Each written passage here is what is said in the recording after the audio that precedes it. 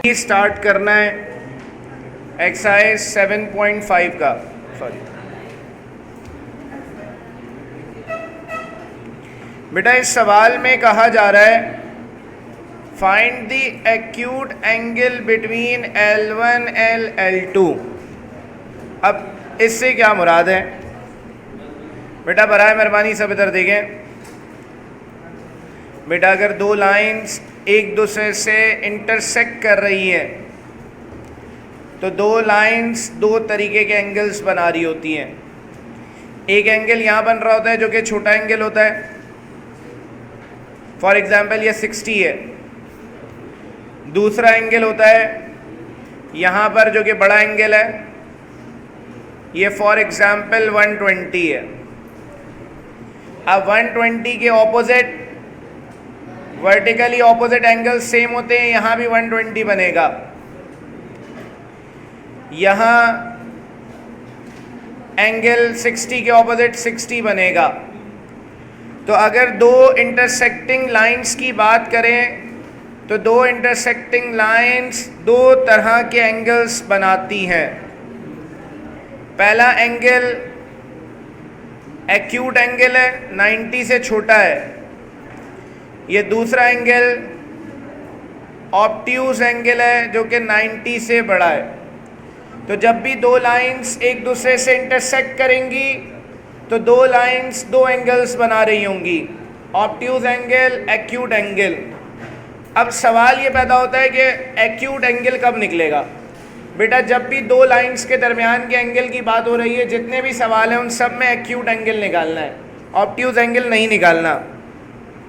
Acute और obtuse result में क्या फ़र्क है? ये फ़र्क है कि अगर tan थीटा का आंसर नेगेटिव आता है तो थीटा की वैल्यू tan इनवर्स नेगेटिव आती है। फॉर एग्जांपल -1 आया तो थीटा का आंसर जो है वो आ जाता है -45 डिग्री, जो कि बन जाता है 135 डिग्री। लेकिन अगर tan थीटा का आंसर पॉजिटिव 1 आए तो थीटा की जो वैल्यू है वो 45 डिग्री आती है। तो बेटा, एक्यूट एंगल और ऑब्ट्यूज एंगल का जो रिजल्ट है वो डिपेंड कर रहा है दो चीज़ों पर। अगर नेगेटिव आंसर आ रहा है तो एंगल बनता है ऑब्ट्यूज, अगर पॉजिटिव आंसर आ रहा है तो एंगल बनता है एक्यूट।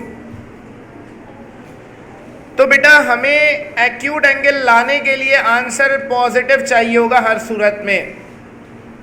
तो हम यहाँ पर जो फॉर्मूला कल हमने पढ़ा था, कल सवाल भी ये था कि सर समझ ना आ रहा हो M1 क्या सपोज करें, M2 क्या सपोज करें।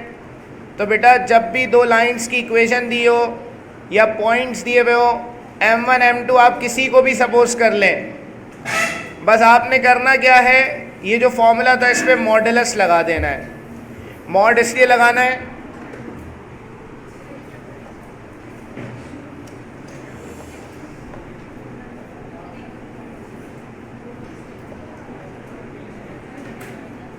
क्या हो गया,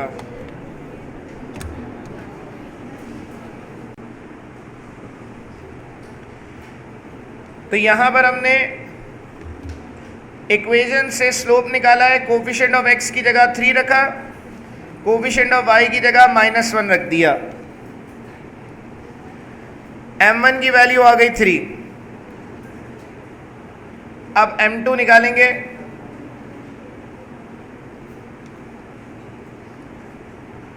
टू फाइंड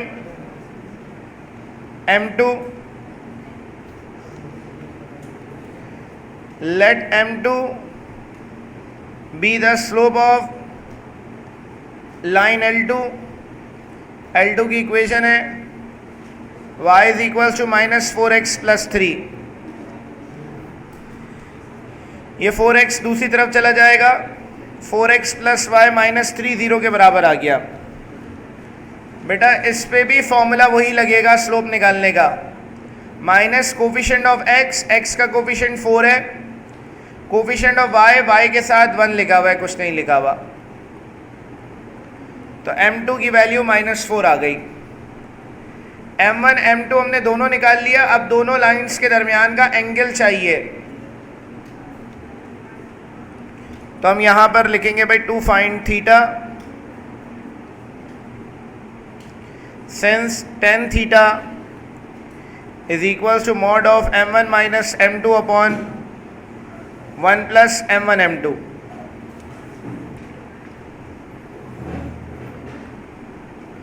m1 की जगह 3 आएगा, m2 की जगह -4, 1 प्लस 3 -4। मॉडुलस सिर्फ इसलिए लगाया है ताकि वैल्यू पॉजिटिव हो जाए और एंगल एक्यूट आए। Minus minus +4, 1 - 12, so tan theta is equals to 7 upon -11। Modulus की वजह से माइनस की साइन ख़त्म हो जाएगी, 7 अपॉन 11 आ जाएगा, थीटा आएगा tan इनवर्स 7 अपॉन 11।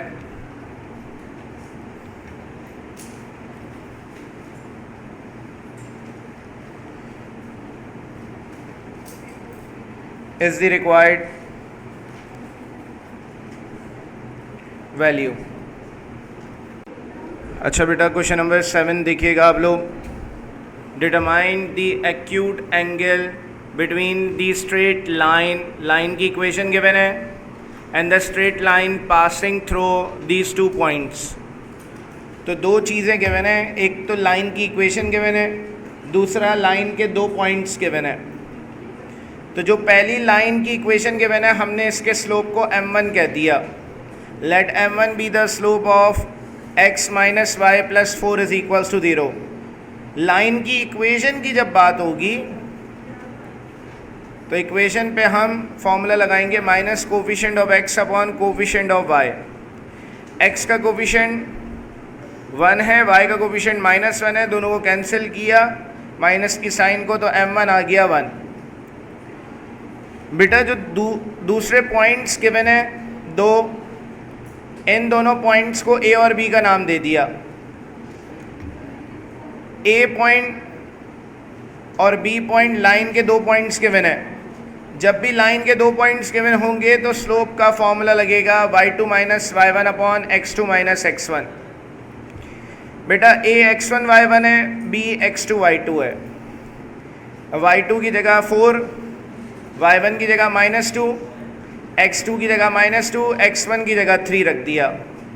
सॉल्व किया, m2 की वैल्यू -6/5 आ गई। अब यहाँ tan थीटा का फॉर्मूला लगाया, m1 की जगह 1, m2 की जगह -6/5 रख दिया। इसको सॉल्व किया, एलसीएम लिया मैंने, डायरेक्ट सॉल्व कर लिया, 5 से 5 कैंसिल हुआ, -11 आ गया मॉडुलस में।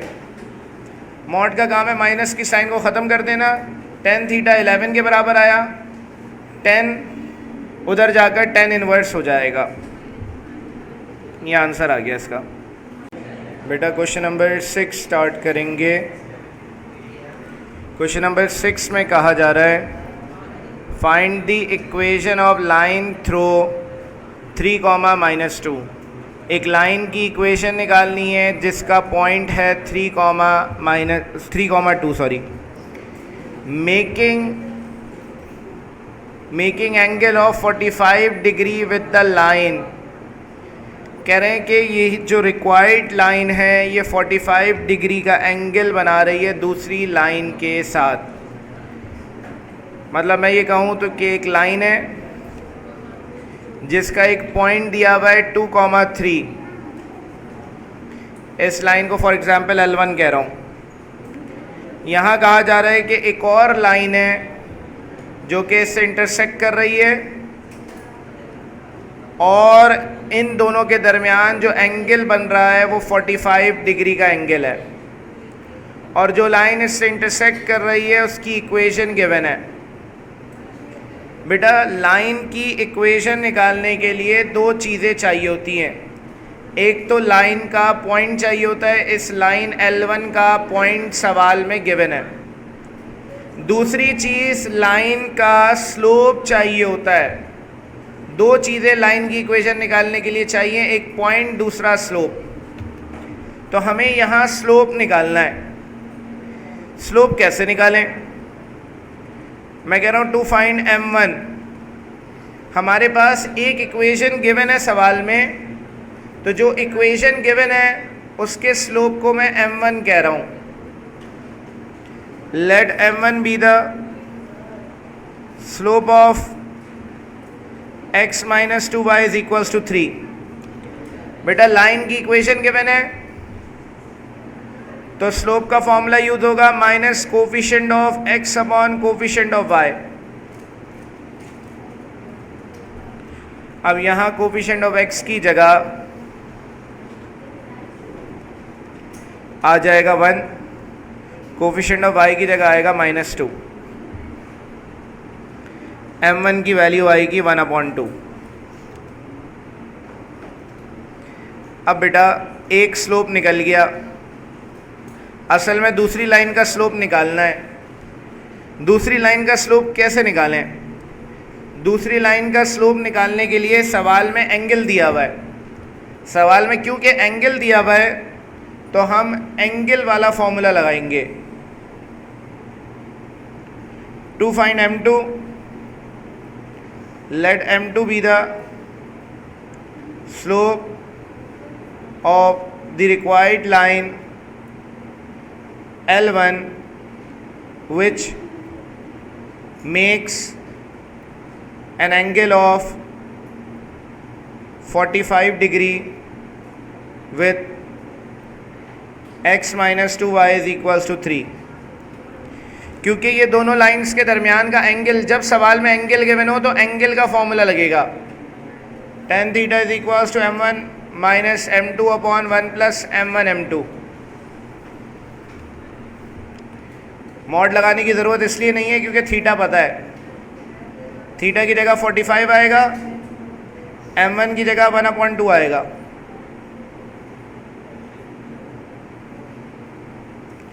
अब यहाँ पर tan 45 1 होता है, एलसीएम लेंगे 2m2/2, यहाँ भी m1 की जगह 1/2। नीचे आएगा, नीचे भी डायरेक्ट एलसीएम ले लिया, 2 प्लस m2/2 आ गया। 2 से 2 बेटा कैंसिल हो जाएगा, तो यहाँ पर 1 बराबर आ जाएगा 1 minus 2m2/2 plus m2। 2 plus m2 यहाँ डिवाइड हो रहा है, वहाँ जाके मल्टीप्लाई हो जाएगा। m2 इधर आएगा, प्लस का m2 हो जाएगा, 2 उधर चला जाएगा, -2 हो गया। यहाँ पर 3m2 बराबर होगा -1 के, m2 बराबर होगा -1/3।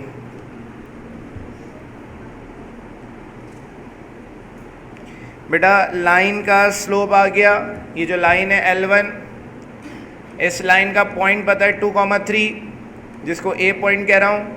इस लाइन का स्लोप मिल गया -1/3।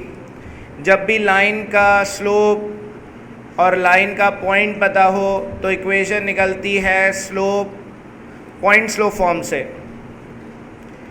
तो पॉइंट स्लोप फॉर्म, ये फॉर्मूला हमने 7.3 में पढ़ा था, तो पॉइंट स्लोप फॉर्म हमें यूज़ करनी पड़ेगी इक्वेशन निकालने के लिए।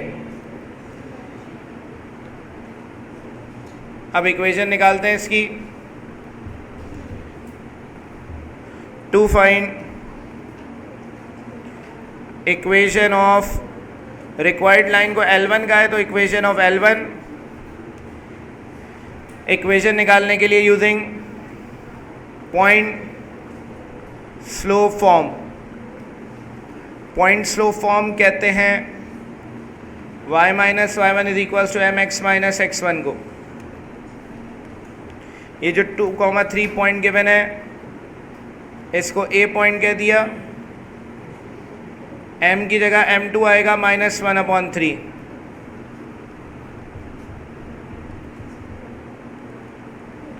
तो ये आ जाएगा बेटा,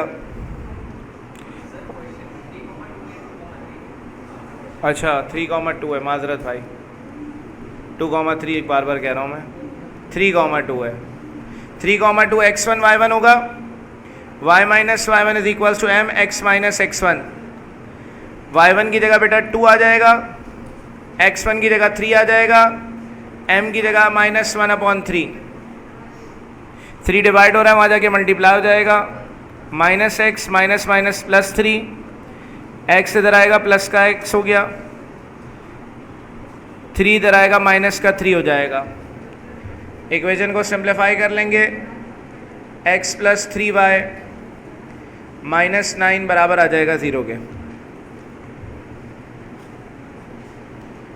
इज द रिक्वायर्ड इक्वेशन। ये पॉइंट स्लो फॉर्म हम एक्सरसाइज 7.3 में पढ़ चुके हैं, वहाँ यूज़ हुआ था ये फॉर्मूला। अगर इसके आगे प्लस माइनस लगा दूँ तो मेरे पास m की 2 वैल्यूज़ आ जाएंगी।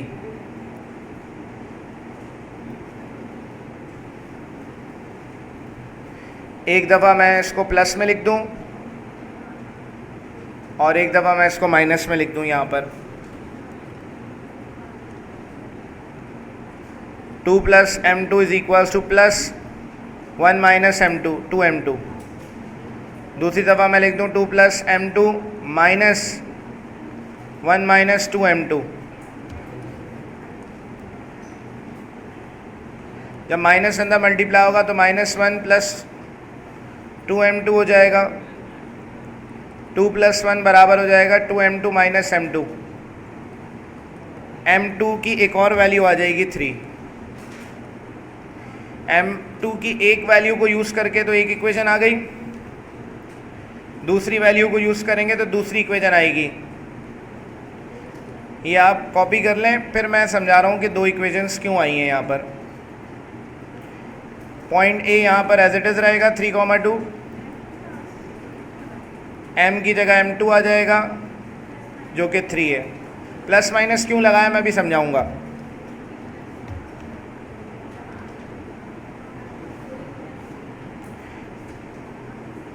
y1 की जगह 2 आ गया, x1 की जगह 3 आ गया।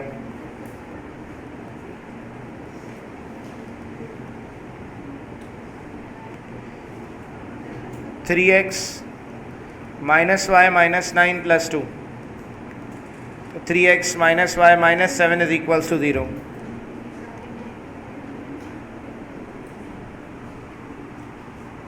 ये दोनों इक्वेशंस लिखे हैं, फिर मैं समझा रहा हूँ इक्वेशंस क्यों आ रही हैं। सवाल को दोबारा पढ़ेंगे ज़रा। सवाल में कहा जा रहा है find the equation of line through 3,2 and making angle 45 degree with the line. कह रहे हैं कि एक लाइन है जिसकी इक्वेशन है x - y + 4 = 0। कह रहे हैं एक और लाइन आई है और ये जो लाइन है ये लाइन असल में पास कर रही है एक पॉइंट से जो कि 3,2 है, और ये दोनों लाइंस एक दूसरे के दरमियान में एंगल बना रही हैं 45 डिग्री।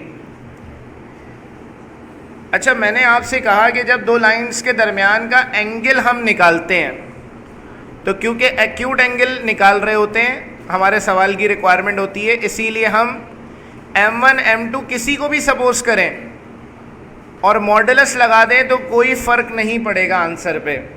जो आंसर आना था वो आपको मिल जाएगा।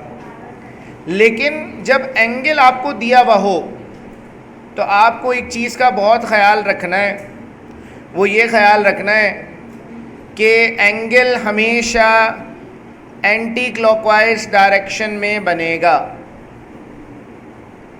अब एंगल एंटी क्लॉकवाइज डायरेक्शन में बन रहा है, जिस लाइन पे एंगल ख़त्म हो रहा है उस लाइन के स्लोप को m1 कहा जाता है। जिस लाइन से एंगल शुरू हो रहा है उस लाइन के स्लोप को m2 कहते हैं। अगर इस कंडीशन की बात करूं तो tan थीटा का फॉर्मूला लगेगा m1 - m2/1 + m1 m2। अच्छा, फॉर्मूले में माइनस की साइन m2 के साथ आती है। m2 के साथ क्यों आती है? क्योंकि m2 वो लाइन का स्लोप है जहाँ से एंगल क्या हो रहा है, स्टार्ट हो रहा है। m1 उस लाइन का स्लोप है जहाँ पर एंगल एंड हो रहा है। अब बेटा यहाँ पर एक और कंडीशन बन सकती है। वो क्या कंडीशन बन सकती है कि ये लाइन अपनी जगह पर मौजूद है, मैं एक और लाइन लूँ, मैं एक और लाइन यहाँ बनाऊँ, ये लाइन भी किससे पास कर रही है? 3,2 से पास कर रही है और जाकर किससे मिल रही है?